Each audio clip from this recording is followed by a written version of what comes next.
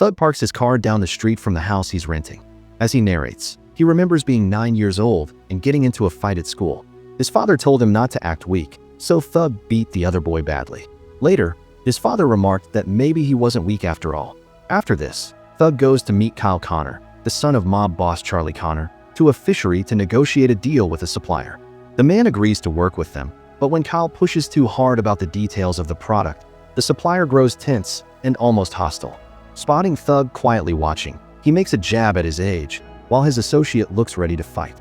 Thug calmly warns him to control his man before he breaks both his shoulders. The tension eases, and the deal goes through with Kyle. On the way out, Kyle scolds Thug for stepping in, but Thug sees right through him. Thug visits a mattress store, the front for Charlie Connor's real business. Inside, Charlie asks about the deal. Thug tries to protect Kyle, saying they got a fair price, but Charlie isn't fooled. He knows his son is incompetent. Charlie then gives Thug his next assignment, but Thug struggles to remember important details. When Charlie notices and asks if he's okay, Thug lies, blaming it on severe headaches. Stepping outside to his car, he pulls out a notepad where he's been writing down reminders. On one page, he's written, "Charlie Connor is my boss." That night, he heads to his favorite bar and argues with the bartender about getting free drinks. Suddenly, a loud fight breaks out between a woman and her boyfriend. Thug steps in, telling the man to take it outside. When the man refuses and threatens him, Thug drops him with a single punch. The woman screams that he's killed her boyfriend. Outside, she yells at Thug again for knocking him out. Thug shrugs it off, saying the man deserved it. She gives a small smile, then asks who's going to take her home. Thug and woman go back to her place where he shares a romantic night with her. The next morning, Thug leaves her place and heads home, working out until Charlie calls. Charlie tells him to pick up a shipment of pills from Dr. Gruber and asks if he knows where to go. Thug says he does, but quietly checks his notebook to be sure. At the office, Dr. Gruber tries to bargain over the price, but Thug quickly shuts him down. Before he leaves, he mentions his memory issues. Gruber advises him to see a specialist right away. Thug visits a doctor and learns he has CTE, a condition that will leave him unable to care for himself in just a few years. She asks if he has children, explaining he'll eventually need full-time care. He quietly says yes. Later, he parks outside his home, overwhelmed by the diagnosis. Pulling out a gun, he thinks about ending it all, until he notices a little girl nearby flipping him off with a cheeky smile. It stops him cold and pushes him toward a different path. Inside, Thug calls his daughter, Daisy. She's angry to hear from him, wants nothing to do with him, and refuses to see him. He tries asking about his son, but can't remember his name. "You mean Colin, Dad?" she snaps. Thug says yes and asks for his address. Daisy tells him Colin died 2 years ago. Stunned, he asks why no one told him. She fires back that he couldn't even remember his own son's name. So what would it matter? He then visits Daisy's house, noticing a for sale sign on the door. Walking around back, he finds her. She isn't happy to see him, but Thug says he only wants a chance to reconnect, maybe take her to dinner sometime. That's when he learns he has 2 grandchildren, Katie and Dre. Asking about the house, Daisy laughs bitterly. She doesn't own it, she's renting, and the owners are selling. Thug tries to explain himself, but Daisy tells him to leave. That night, Thug dreams his house is flooding like an ocean. He wakes to find himself lying on his bed as if it's a boat, staring at the ghostly image of his father. Shock and disbelief wash over him. The next day, Thug spends time with the woman, who teases him about being a gangster. They spend the day in bed, where he notices the scars hidden beneath her tattoos. She explains they're from cigarette burns and abusive boyfriends. When Charlie calls, Thug gets dressed, saying he has to head to New York. Thug and Kyle drive to New York City and wait for something to arrive. Just then, a large truck arrives. They head out on the highway, and the driver hands over the truck's key. Thug drives the truck, and Kyle starts asking what they're transporting, but Thug shuts him down, warning him it's better not to know. Suddenly, a police car pulls up behind them, and Kyle panics. Thug forces him down out of sight, so the cop only sees him, not Kyle's nervous face. The cruiser passes without issue. Back in his seat, Kyle says he'll tell his father about Thug's lack of respect. Thug fires back that respect isn't given, it's earned. Thug and Kyle deliver the truck to a quiet suburban house owned by Gambaro. He tells them to park around back. When Kyle tries to get out, Thug orders him to stay inside. But then Thug hears a woman screaming. One of them, Araceli, reaches up to his window, begging for help. Before he can react, Gambaro's men drag her away. In the struggle, she accidentally cuts Thug's hand. He stares at the blood, horrified, realizing he's just helped traffic women into prostitution. The next day, Daisy watches her son Dre play football at school. Thug shows up and quietly joins her, watching as Dre makes an interception and scores a touchdown. After the game, Thug gives Dre a fishing reel as a gift. Dre wants to stay for another match, and Daisy agrees, needing to pick up her daughter. When the second game ends, Thug reminds Dre he promised his mother he'd get him home. Thug takes him to the gym, where they watch two fighters spar. Later, they gear up, and Thug shows Dre some basics. When he drops him off afterward, Thug asks him not to mention the boxing to his mother. That night, goes to sleep in his home.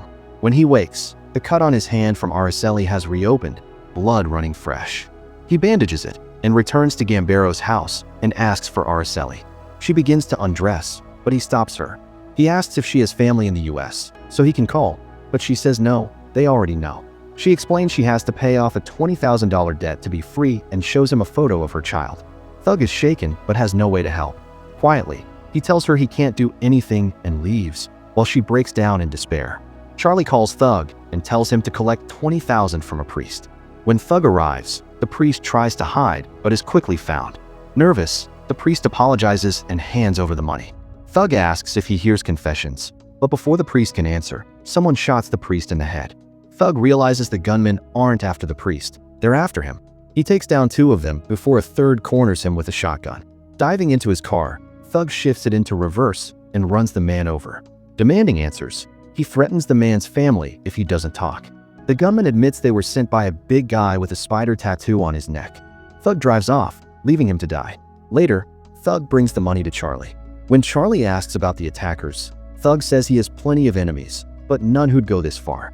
He dismisses them as amateurs. Back home, he finds the woman waiting on the street.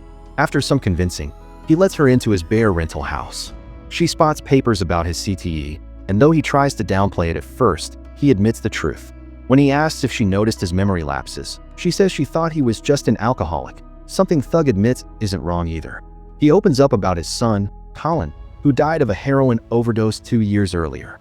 Colin was gay, and Thug confesses he probably didn't handle it well. Looking at her, he warns that whatever they have can't end well because of his illness. The next morning, Thug tells her he's meeting Daisy and his grandchildren for dinner and asks her to come along. He dresses up for the meal, ready to make an effort. But as the hours pass, it becomes clear Daisy isn't coming.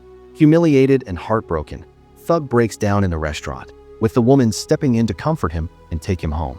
The next morning, while Thug is still asleep, the woman meets with Daisy and tells her the truth about his condition. Thug overhears and explodes with anger, furious that Daisy knows. In front of her and Dre, he even threatens to hurt the woman. Shocked, she leaves with Dre, while Daisy confronts her father, telling him she didn't deserve that. Daisy admits she stood him up because he abandoned them for most of their lives. Still, after hearing how little hope there is for treatment, she offers to help him find a new doctor if he wants her support and leaves. That night, Thug goes to Charlie's office to ask for a loan of $40,000, $20,000 to free Araceli and $20,000 to help Daisy with a house down payment. Because his memory is failing, he practices what he will say on the way. In the building, he notices Kyle and a new enforcer. At Charlie's desk, he refuses to give him loan and tells Thug that he is now fired from his job. As he is leaving the house, he sees the enforcer's spiderweb tattoo, the same mark the killer described. Without thinking, Thug knocks the man out and storms into the office, gun drawn, pointing to the unconscious man on the floor. His rage boils over as he accuses Kyle and Charlie of setting him up to be killed. When he demands the truth, Charlie's silence says everything that he knew about Thug's condition long before speaking to Dr. Gruber and allowed the betrayal to happen. Thug orders him to open the safe. When Charlie refuses, Thug shoots Kyle in the leg, forcing compliance.